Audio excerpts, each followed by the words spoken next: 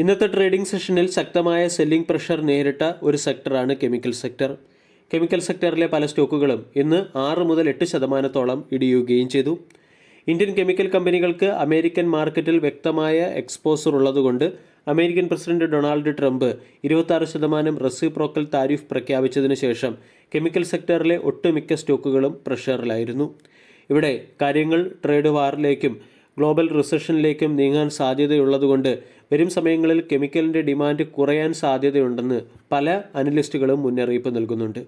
പ്രത്യേകിച്ചും automotive, manufacturing, consumer durables തുടങ്ങിയ സെക്ടറുകളുടെ demand കുറയാൻ അല്ലെങ്കിൽ തുടങ്ങിയ സെക്ടറുകളെ റിസഷൻ ബാധിക്കാൻ സാധ്യതയുള്ളതുകൊണ്ട് ഈ സെക്ടറുകളിലേക്ക് ആവശ്യമായിട്ടുള്ള കെമിക്കൽസിൻ്റെ ഡിമാൻഡ് കുറയുകയും ചെയ്യും. മറ്റൊരു പ്രധാന ക്രൈസിസ് കെമിക്കൽ സെക്ടറിലെ കമ്പനികൾ നേരിടുന്ന മറ്റൊരു പ്രധാന ക്രൈസിസ് ചൈനീസ് ബേസ്ഡ് കെമിക്കൽ കമ്പനികളുമായിട്ടുള്ള ഉയർന്ന കോമ്പറ്റീഷനാണ്. ചൈന അമിതമായ അളവിൽ കെമിക്കൽസ് നിർമ്മിക്കുകയും എക്സ്പോർട്ട് ചെയ്യുകയും ചെയ്യുന്നുണ്ട്. ഇത് ഇൻ്റർനാഷണൽ മാർക്കറ്റിൽ തന്നെ കെമിക്കൽസിൻ്റെ വില ഇടിയുന്നതിന് പിന്നിലെ ഒരു പ്രധാന കാരണമായി പ്രവർത്തിക്കുകയും ചെയ്യുന്നു. ചൈനയ്ക്ക് മുകളിൽ അമേരിക്ക ഉയർന്ന താരിഫ് ഏർപ്പെടുത്തിയതിൻ്റെ പശ്ചാത്തലത്തിൽ ഇന്ത്യൻ കമ്പനികൾക്ക് അമേരിക്കൻ മാർക്കറ്റിൽ കൂടുതൽ മാർക്കറ്റ് ഷെയർ നേടാൻ സാധിക്കുമെന്നും അനലിസ്റ്റുകൾ പറയുന്നുണ്ട്. ഇവിടെ ഡേറ്റ നമ്മൾ പരിശോധിക്കുകയാണെങ്കിൽ ചില കമ്പനികളുടെ മെജോറിറ്റി ഓഫ് റവന്യൂ അമേരിക്കൻ മാർക്കറ്റിൽ നിന്നാണ് ജനറേറ്റ് ആകുന്നത്. ഉദാഹരണം, PI ഇൻഡസ്ട്രീസിൻ്റെ വരുമാനത്തിൻ്റെ 43%, വിനതി ഓർഗാനിക്സിൻ്റെ വരുമാനത്തിൻ്റെ 20%, ക്ലീൻ സയൻസിൻ്റെ വരുമാനത്തിൻ്റെ 17%, നവീൻ ഫ്ലൂറൈനിൻ്റെ വരുമാനത്തിൻ്റെ 14% അമേരിക്കൻ മാർക്കറ്റിൽ നിന്നാണ് ജനറേറ്റ് ചെയ്യുന്നത്. എന്നാൽ അമേരിക്കൻ മാർക്കറ്റിൽ വിപണി വിഹിതം കൂടുന്നതുകൊണ്ടും കെമിക്കൽ കമ്പനികൾക്ക് ഉയർന്ന മാർജിൻ ജനറേറ്റ് ചെയ്യാൻ സാധിക്കുകയില്ല എന്നാണ് അനലിസ്റ്റുകൾ പറയുന്നത്. അതിനുള്ള പ്രധാന കാരണം 26% റെസിപ്രോക്കൽ താരിഫ് ഏർപ്പെടുത്തുന്നതിൻ്റെ പശ്ചാത്തലത്തിൽ കമ്പനികൾ വിലവർധനവ് നടപ്പിലാക്കാൻ നിർബന്ധിതരാകും. വിലവർധനവ് നടപ്പിലാക്കുമ്പോൾ കമ്പനികളുടെ പ്രോഫിറ്റ് മാർജിൻ കുറയുകയും ചെയ്യും. അതുപോലെ തന്നെ അമേരിക്കയ്ക്ക് പുറത്തുള്ള മാർക്കറ്റുകളിൽ ചൈന കടുത്ത കോമ്പറ്റീഷൻ നൽകുന്നതുകൊണ്ട് ആ മാർക്കറ്റുകളിലെ വിപണി വിഹിതം നഷ്ടമാകാനും സാധ്യതയുണ്ട്. ഇതിൻ്റെ പശ്ചാത്തലത്തിൽ ഒട്ടുമിക്ക കെമിക്കൽ സെക്ടറിലെ സ്റ്റോക്കുകളും വരുന്ന 2 ക്വാർട്ടറുകളിൽ അത്ര മികച്ച പെർഫോമൻസ് നടത്താൻ സാധ്യതയില്ലെന്നാണ് കോട്ടക് ഇൻസ്റ്റിറ്റ്യൂഷണൽ ഇക്വിറ്റീസിൻ്റെ റിപ്പോർട്ടിൽ പറഞ്ഞിരിക്കുന്നത്. അതേസമയം കെമിക്കൽ സെക്ടറിലെ 2-3 സ്റ്റോക്കുകൾ ഡീസൻറ്റ് പെർഫോമൻസ് നടത്താൻ സാധ്യതയുണ്ട്. അതിലൊന്നാണ്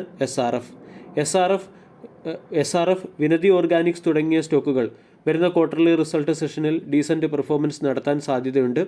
അതേസമയം മറ്റുള്ള കെമിക്കൽ സെക്ടറിലെ സ്റ്റോക്കായ Aarti industries, Ether, Atul, clean science, Neogen, Sharda crop time തുടങ്ങിയ കമ്പനികൾ വരുന്ന ക്വാർട്ടർലി റിസൾട്ട് സെഷനിൽ മിതമായ അല്ലെങ്കിൽ ലിമിറ്റഡ്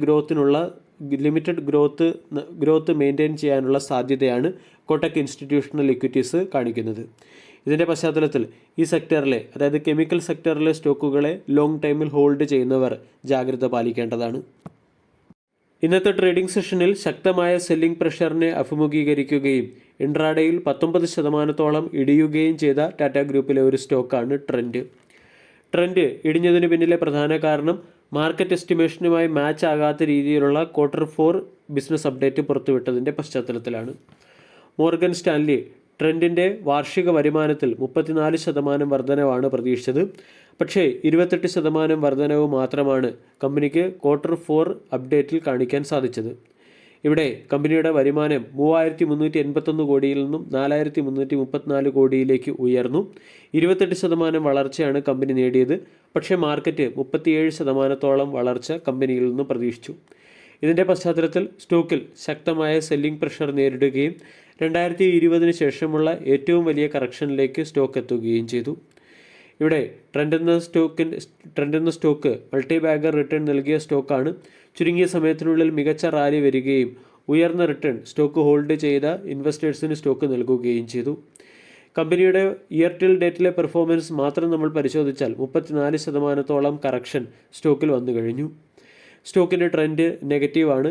ക്വാർട്ടർലി ബിസിനസ് അപ്ഡേറ്റിൽ ട്രെൻഡ് ഏകദേശം 248 വെസ്റ്റ് സൈഡിൻ്റെ സ്റ്റോറുകളും 765 സ്റ്റുഡിയോയുടെ സ്റ്റോറുകളും ഓപ്പൺ ചെയ്തിരുന്നു. പക്ഷേ കമ്പനിയുടെ റവന്യൂ ജനറേഷൻ മാർക്കറ്റ് എസ്റ്റിമേഷനുമായി ഇൻലൈൻ ആകാത്തതിൻ്റെ പശ്ചാത്തലത്തിലാണ് സ്റ്റോക്കിൽ സെല്ലിംഗ് പ്രഷർ വന്നത്. സെല്ലിംഗ് പ്രഷർ വന്ന സാഹചര്യത്തിൽ 4500 സ്റ്റോക്കിന് ഒരു ക്രൂഷ്യൽ ലെവലാണ്. 4500 എന്ന സപ്പോർട്ട് നഷ്ടമാവുകയാണെങ്കിൽ സ്റ്റോക്കിൽ കൂടുതൽ സെല്ലിംഗ് പ്രഷർ വരാനുള്ള സാധ്യതയുണ്ട്. അതേസമയം 5000, 5500 തുടങ്ങിയ ലെവലുകൾ സ്റ്റോക്കിൻ്റെ പ്രധാന റെസിസ്റ്റൻസായി പ്രവർത്തിക്കും. 5 day, 10 day, 20 day, 50 day, 100 day, 150 day exponential moving average റേഞ്ചുകൾക്ക് താഴെയാണ് സ്റ്റോക്ക് ട്രേഡ് ചെയ്യുന്നത്. കൂടാതെ RSI ഓവർ സോൾഡ് സോണിലേക്ക് എത്തുകയും ചെയ്തിട്ടുണ്ട്. ഈ സാഹചര്യത്തിൽ 4500 രൂപയ്ക്ക് താഴെ സ്റ്റോക്കിന്, അല്ലെങ്കിൽ 4500-ലോ 4500-ന് താഴെയോ സ്റ്റോക്ക് ലഭിക്കുകയാണെങ്കിൽ അവിടെ നമ്മൾക്ക് ഓപ്പർച്യൂണിറ്റി പരിഗണിക്കാവുന്നതാണ്. വീഡിയോ